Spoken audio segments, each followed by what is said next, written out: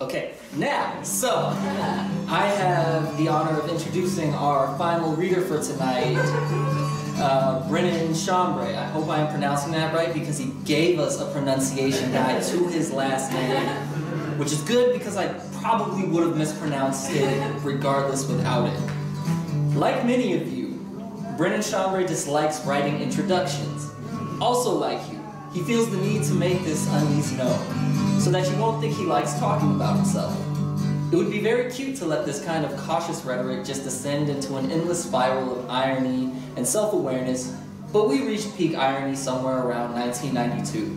So here's the boring facts. Brennan has two homes, Orlando, Florida, and the state of Virginia.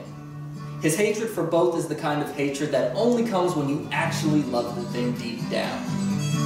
He studied urban planning during his undergrad before focusing on English, and still can't help but get pissed off at surface lots, suburban curvilinear street design, and auto-oriented development.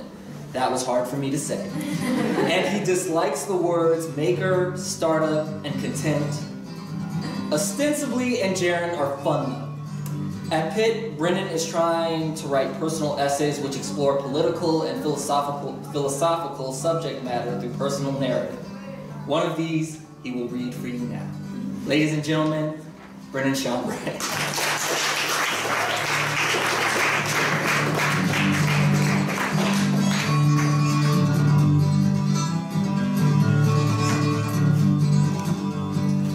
Hey, hello everyone. I just realized that that intro was actually really negative. I promise I do like things. I don't know, I guess I'm so dialectical I can only describe myself by telling you what I'm not. I'm going to read for you the first section of an essay that I wrote about almost a year ago now, but it recently underwent some significant revision, so it's contemporary. And it's called Why We Shiver. Ryan sends me a Facebook message with a link to a winter coat for sale, which she says is just like her coat, the one I like so much. Aside from color and year of make, they're nearly identical. While hers is beige and from 1998, this one is fern green, an LL Bean Baker State Parka from the 1980s. The listing uses the word vintage, with red and black buffalo plaid lining. The pattern of the lining reminds me of the first time I went to New York by myself, when I bought a scarf with the same pattern for $5 from a vendor at the Bowling Green Bowl in Lower Manhattan, January 2011. I was there from Virginia as an observer of the January meeting of the National Committee of the Socialist Party USA. Observer was my official title, but witness or spectator would have been more appropriate. The Socialist Party USA has a noble history.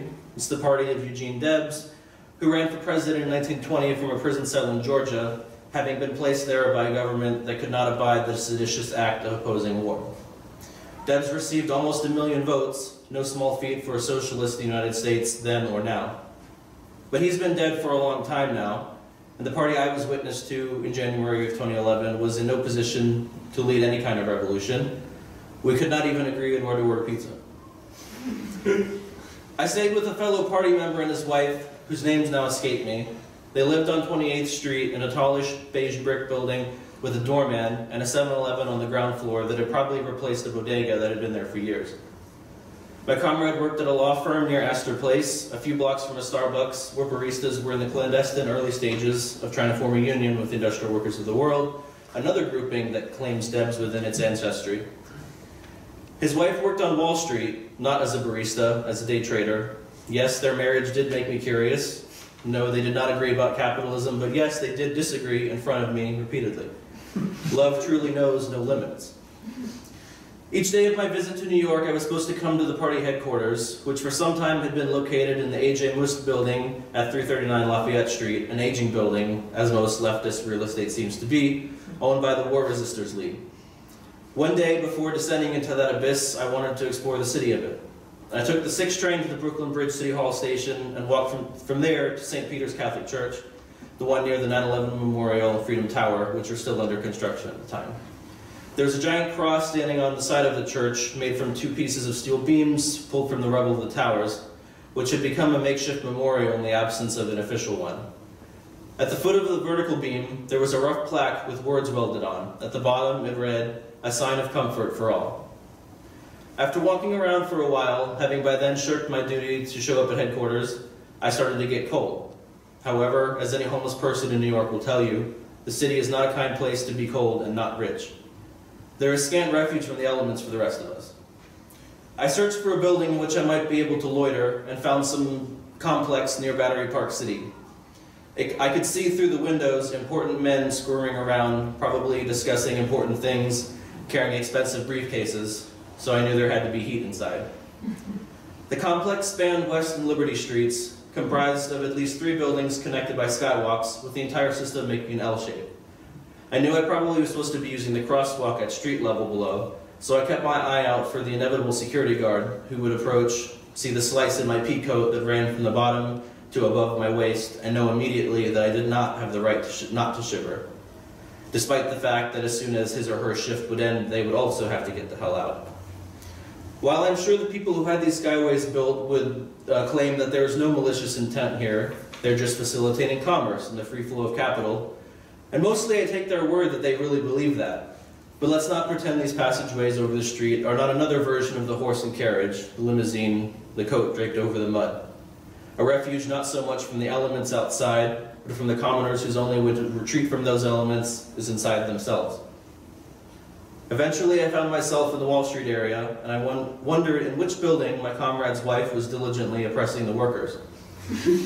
More likely, she was just filling out some boring paperwork, which is still basically how most workers are oppressed in America today, if you think about it, but which is still, I'm sure, exhausting.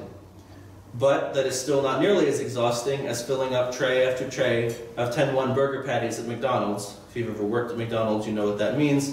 For 8, 10, 12, whatever hours, and so on, ad infinitum, ad nauseum. The cold in January in New York is not a Minnesota cold or Winnipeg cold, but it's still cold.